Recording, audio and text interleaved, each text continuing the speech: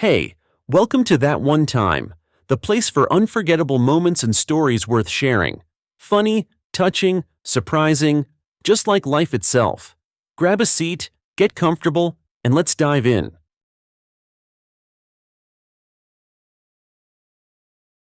Sarah carefully arranged the rosy cinnamon buns on the tray. At first, she wanted to pack each one in a separate bag, but then she changed her mind. They would sell out in an instant anyway, and packaging would make them lose their appetizing look. It was better to let them lie there beautifully, enticing with their aroma.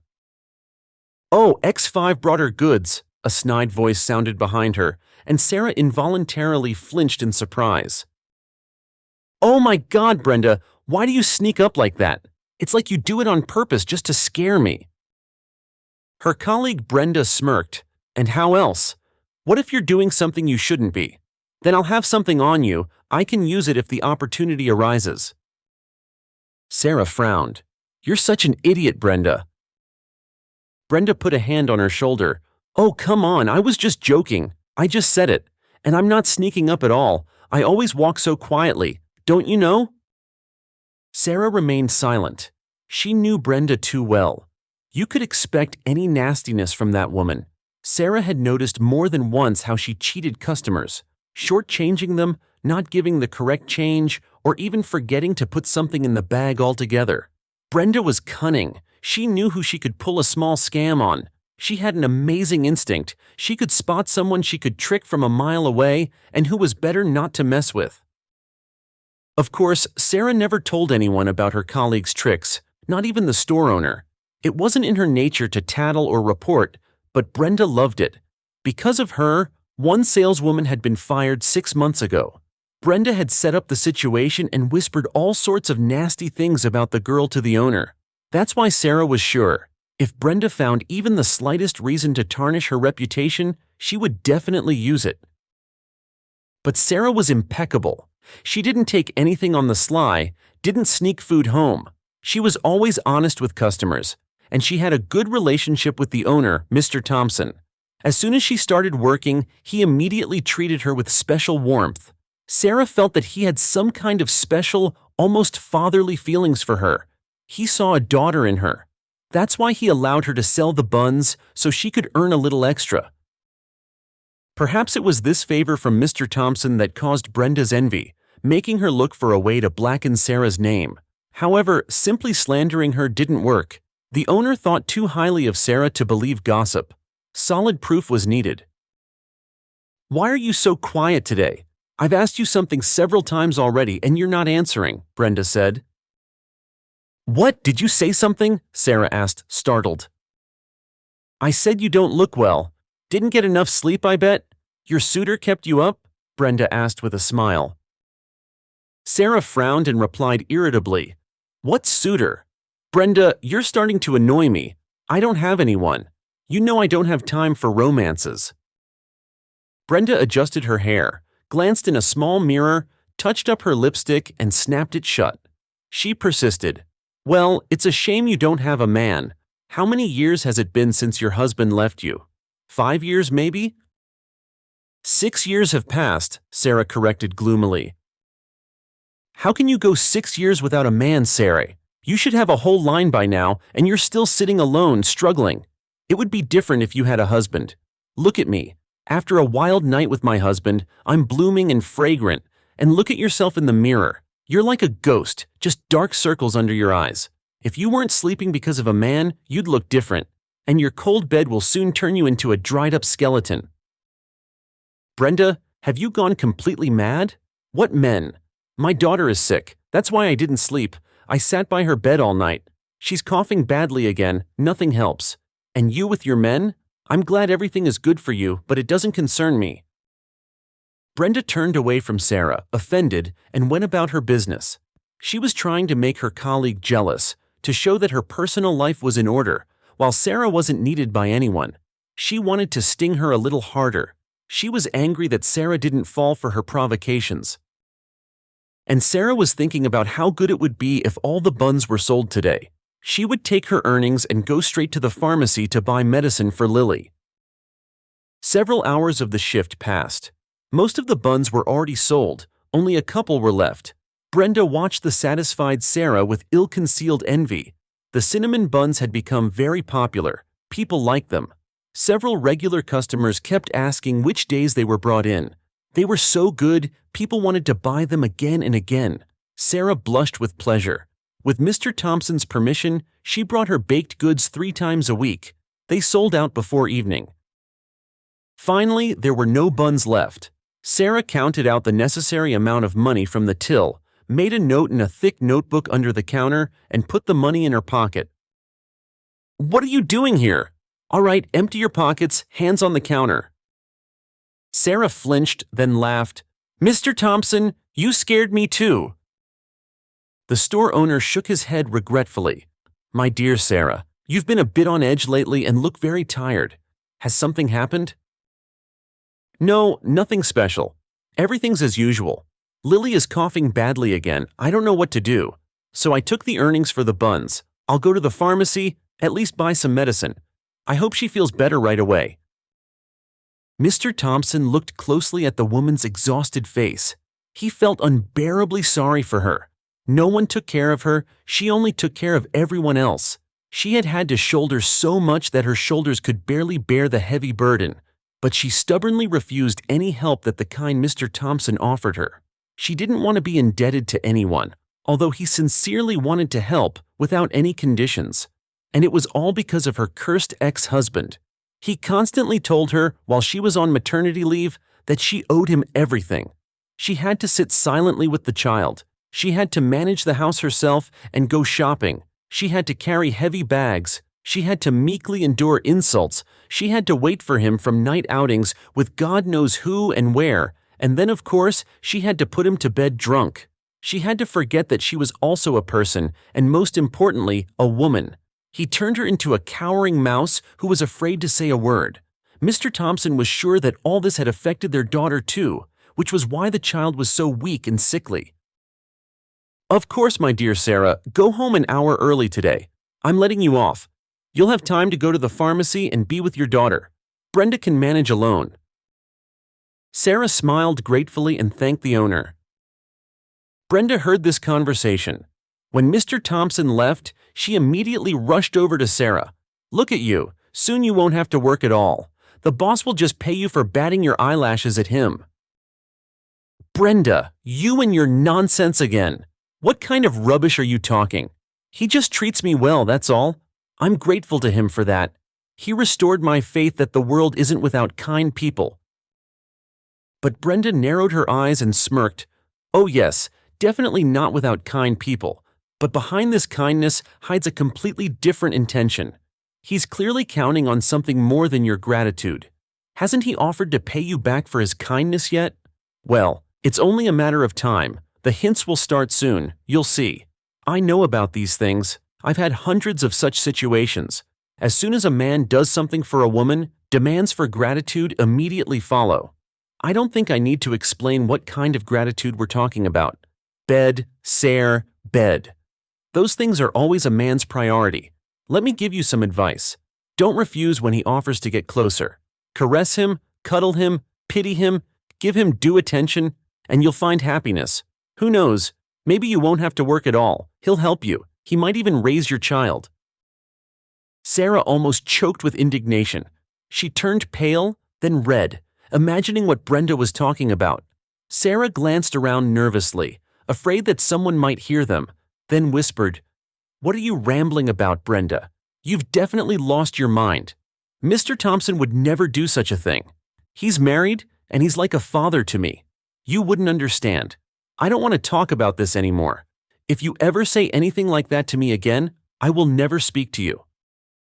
Brenda snorted and stepped aside, and Sarah couldn't calm down for a long time. Could what her colleague said possibly be true? The thought that Mr. Thompson might be hinting at intimacy made Sarah feel sick, not because he was unpleasant or unattractive, but because for her he was a mentor, a friend, an older brother or father, but by no means a potential lover. Sarah left work an hour early. As she walked to the pharmacy, she remembered her ex-husband. Because of him, she hadn't waited for Tom to return from the army. Mark had swept her off her feet in a matter of hours. They met at a party and never parted again. They got married 2 months later. Sarah still blamed herself for not even telling Tom about her wedding in person. She just wrote him a letter and then went away to another city with her husband. But married life turned out to be far from cloudless. For the first 5 years, everything was fine. They lived in harmony. After she got pregnant, which happened after 5 years, Mark changed. It was as if his pregnant wife disgusted him. He constantly mocked her, didn't touch her, no longer supported her. During her difficult pregnancy, she suffered from terrible morning sickness, but Mark never pitied his wife. After the child was born, things got worse. He was expecting a son, but a daughter was born, and he constantly blamed Sarah, saying it was her fault. While Sarah was on maternity leave, he blamed her for everything and never helped her. And on weekends, he went out with friends until morning. Sarah suspected there were women involved, but she didn't dare say anything.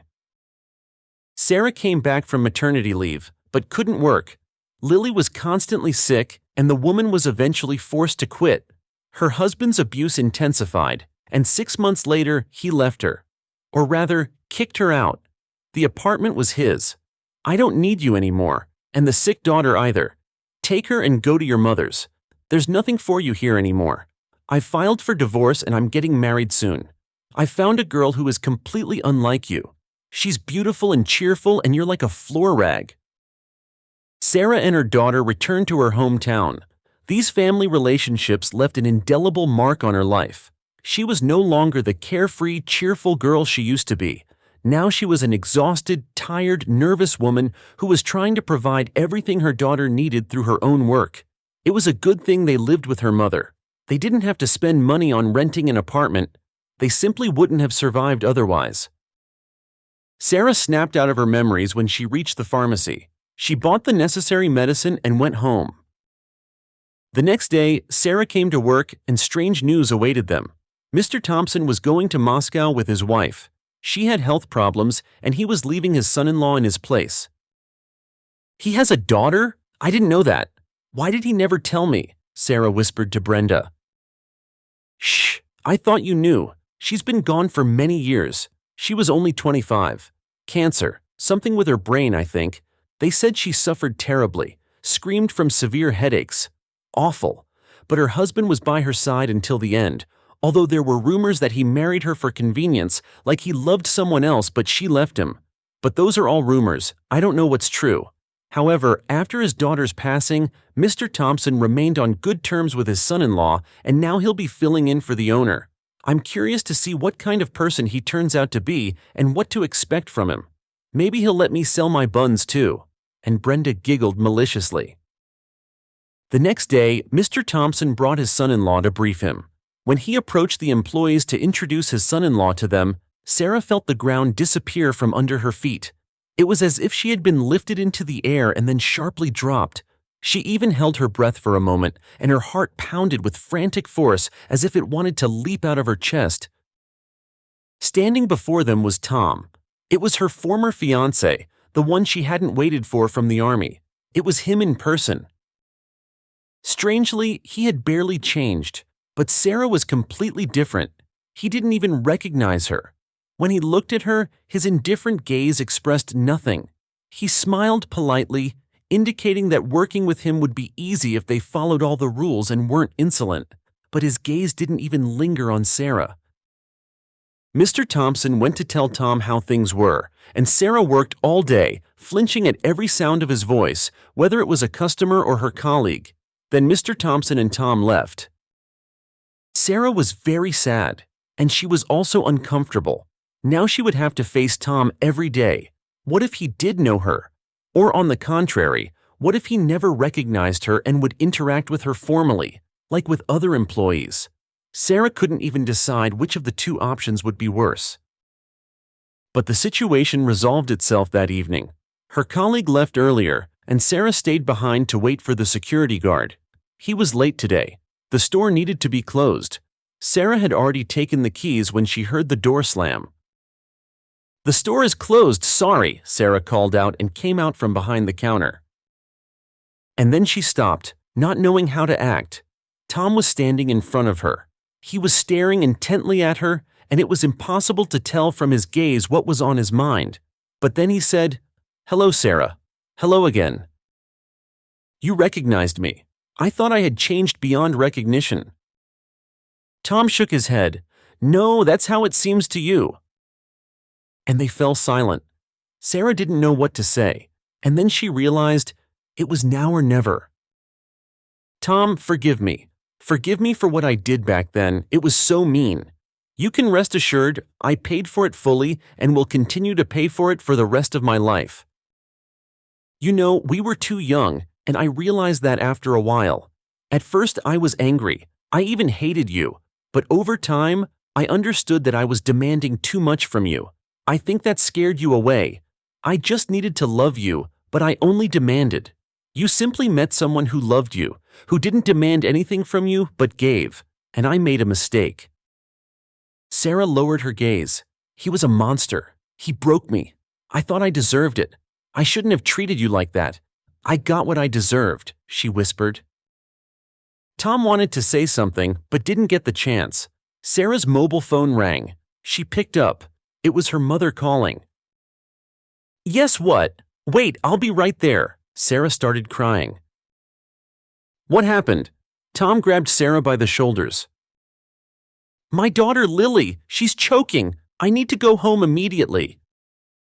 Tom locked the store door. He drove Sarah home in his car. Lily had such a severe coughing fit that she started choking. She couldn't breathe. Tom drove Lily and Sarah to the hospital. He went in himself and started giving orders to the doctors.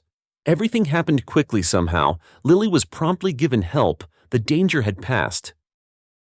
When the doctor came out and said that the girl would be kept in the hospital for a day, but there was no need to worry anymore, Sarah burst into tears. Tom held her close and said, "Everything will be all right." Lily had a severe allergic reaction. Sarah had been treating it as just a cough, but it turned out it wasn't just a cough, it was an allergy. Tom helped Sarah. A few days later, he brought a doctor from another city to see her. He examined the girl and ordered the necessary tests.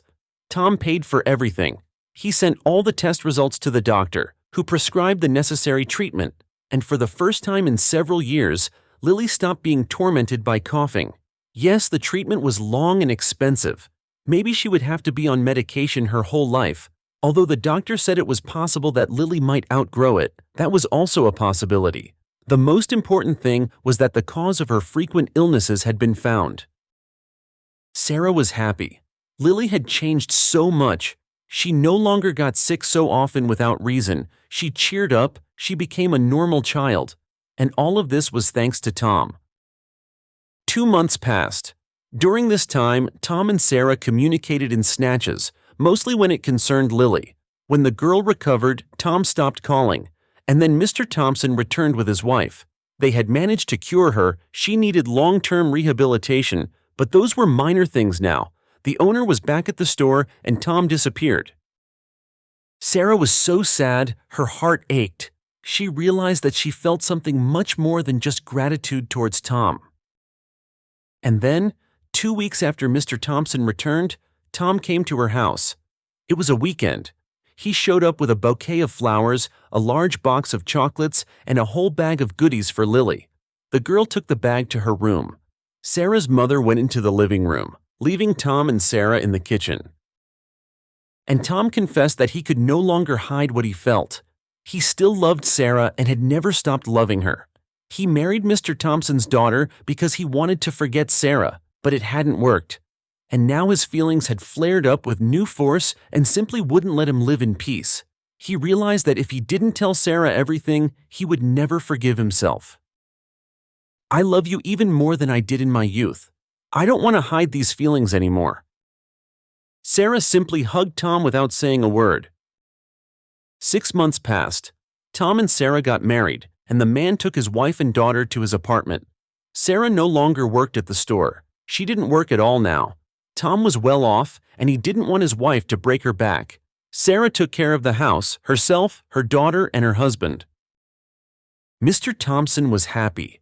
He considered Sarah his daughter and Tom his son. They were on excellent terms with him. Sarah had changed.